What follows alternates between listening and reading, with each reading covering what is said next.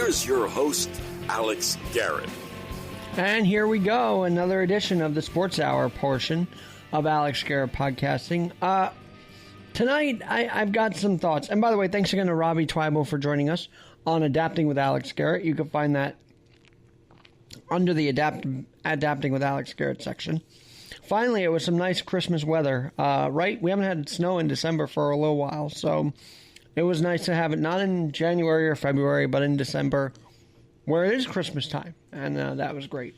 And holiday season. Hanukkah's last night is tomorrow. But I was watching the Knicks last night, preseason, okay? And everybody seems to be always making a big deal now. Oh, did you see what Obi did? Did you see what, the Knicks are doing in preseason? Do you see how Thibodeau's going? Do you see that he wants a star after Giannis signs that massive contract with the Bucks, a Supermax contract for 5 years? So Bucks nailing down their big man. But here's the thing. The Knicks have always been on the back page of our local papers for the bad reasons. Meanwhile, next locker room over, the Rangers are killing it almost every night. Unfortunately, Lundqvist is not going to be in goal for the Capitals after a heart condition now, so he's going to miss this year, and who knows how that affects the rest of his career because he's getting older. But while the Knicks have been stumbling and mumbling and bumbling and fumbling, the Rangers have just kept being consistent. They are always in the playoffs, it feels like. They're always competing. They always have good wins night in, night out. Yet that doesn't always make the back pages, I feel. Only when they made the Stanley Cup or when they win the Stanley Cup. Only when we are in the championship as a city, no matter what sport, no matter what team. But up until that point, it's always hyping up the mediocrity. And so I asked my local sports papers tonight, why are we hyping up the mediocrity? Do you know, this town used to be feared. You used to be afraid if you were an opponent to step into Yankee Stadium because you knew it was going to be a raucous environment of Yankee fans, of winning, and of a tradition unlike any other. Okay, maybe people weren't afraid to be at Shea Stadium sometimes, but the Mets had their glory too. 2015, 2006. Overall, it always felt like New York was the beast, the empire. Someone called the evil empire.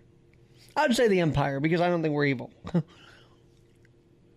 But now it's like we are just barely scratching the surface of a playoff race. We're barely scratching surfaces of glory here over the last dozens of years. Nets might give us hope now. I mean, the Nets do have a healthy Kevin Durant. They'll have a Kyrie that finally spoke to the media. But we don't have that glory streak like we used to. Teams literally are beating us. And instead of highlighting when a team beats a team in a very big situation, the back page always seems to be, oh, well, Danny Dimes got dinged, or, oh, the Jets are 0-13, or, oh, man, could they lose their way to the top? I mean, why? I get the Jets, okay? I get Jet fans want to win and want to lose the rest of their games to maybe get Trevor Lawrence, who I'm sure would love to be a Jet. My friend Charlie Boldy sent me a clip of that from the Dan Patrick Show. But the bottom line is that these teams have been mediocre. Yes, 100-win seasons are great under Aaron Boone, but then there's always the question of what's next. Yes, you want to get DJ LeMahieu. Then the question is, what's next for this Yankees team? The Mets have Steve Cohen. He's showing us what's next by replacing Brody with this Porter. He's showing us what's next by signing a guy like James McCann and hinting at getting Nolan Arenado and having interest in him, the Colorado stud. The Jets, they seem to think, fans and maybe management, I don't know, seem to think what's next is the number 1 draft pick. The Knicks, what's next? I don't know. The Rangers, yes, they're going to be Lundqvist lists for the first time in years. But they'll have Shesterkin and their other goalie that was solid last year. They'll have Pat Quinn back as a solid coach who's growing into that role. So why aren't the papers saying anything about the good news that some of these teams are having? Now, they do time and time again, but they also go on streaks of only highlighting, on the front page especially, the mediocrity. And I think that's why we're in a mediocre sports town.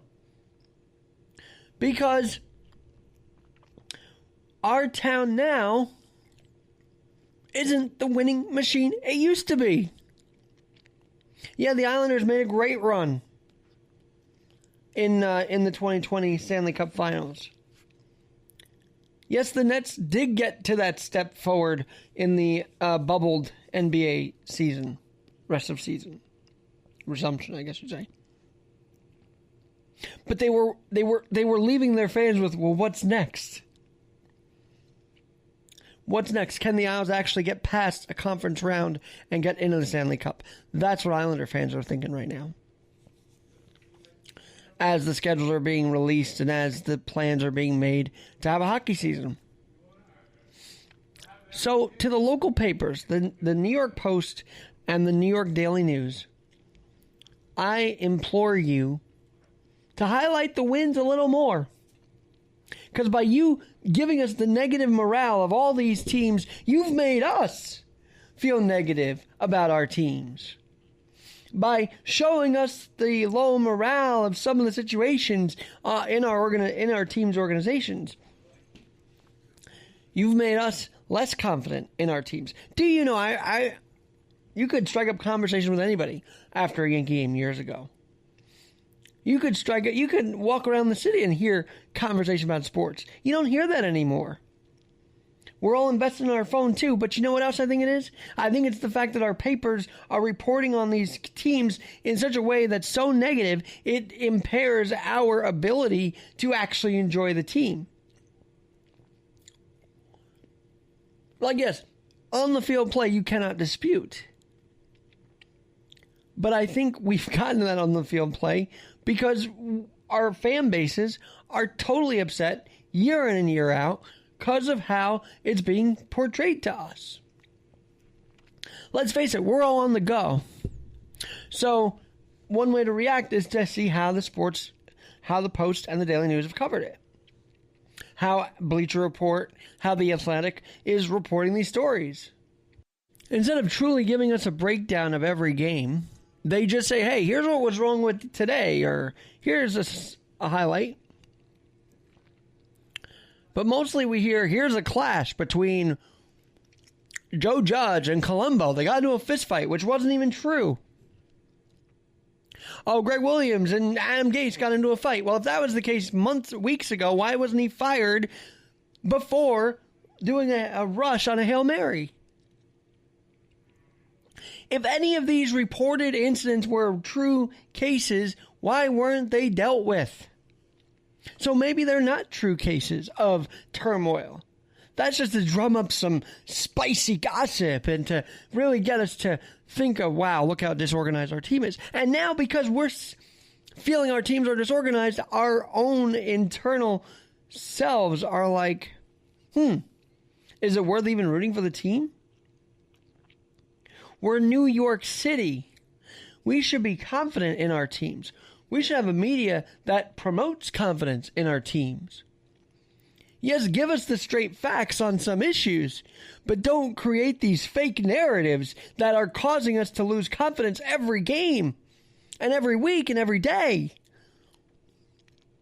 I don't want to hear your opinion. I want to know as a writer, what did you scoop out that Brian Cashman is saying about the Yankees? Not your thoughts about what he's saying, but do journalistic integrity about what he's saying. But the problem is everything is opinionated now.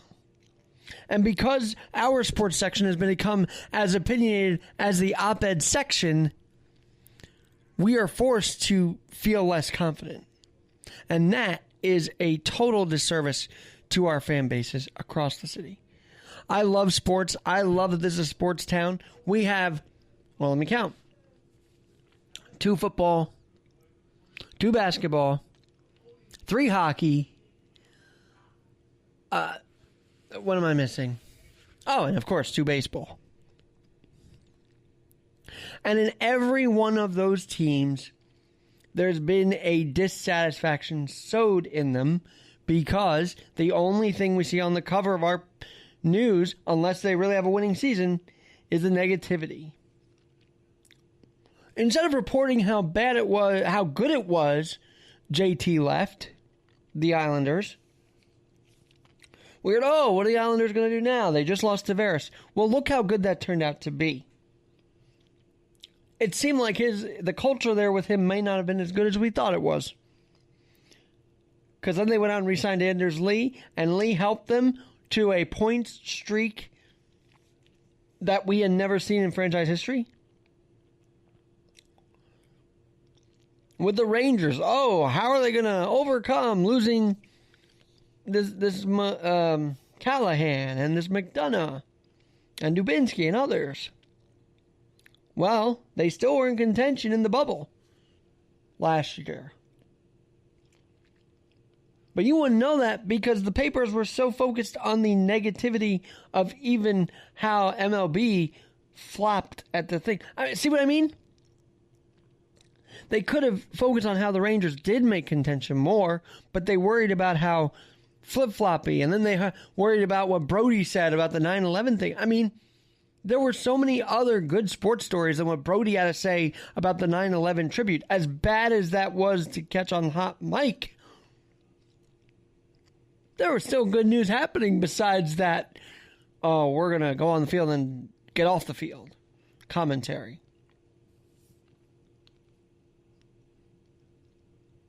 By telling us these things of the pointlessness, you've kind of made sports pointless in New York right now.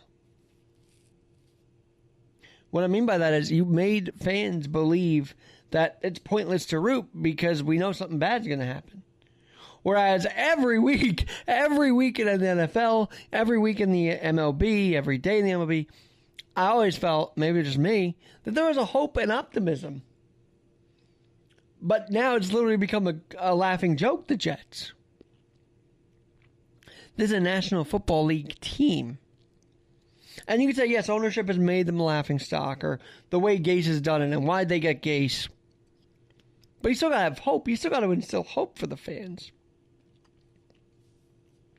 Because, look, I think across the board, we're all divided, and we're seeing the governor and the mayor divided. We're seeing pro-Trumpers and be victimized or whatever. We see pro-business people be etched out by those who think lockdowns are great. Sports will always keep us together. But now, because the confidence has been eroded in our sports teams thanks to the cover of the New York Post and Daily News, we don't even have confidence in that. And that's a shame. Because I want to be in a winning city. I know New York as a winning city. I know nothing less about New York. And I think our papers can start acting like, yes, we can have winning stories to publish. We can look at the positives, aside from a down night by the Knicks. But the Rangers had a great night against the Devils or something. But the downness gets highlighted every night in like November and December and January until people realize that the Rangers and Islanders are in the playoff race. The Jets and Giants get the coverage even into summer camp, training camp, until people realize, hey, the Yankees and Mets are in a playoff run. why didn't you cover that playoff run as distinctively as you could have? Why did you have to go to the negative? Why did you have to go to the negative? All right, I'm Alex Garrett, AlexGNNYC.net, AlexGNNYC.net. I might make this a blog because I'm very passionate about our sports teams and how the Daily News and New York Post cover it. And I feel like they could do better. And I feel like our teams could be in disarray, but maybe not as much in disarray as the media would like you to think. Chew on that. Think on that. Stay safe. As the snow is here, it's kind of on the ground, I should say. And until then, I'm Alex Garrett. We'll talk to you soon.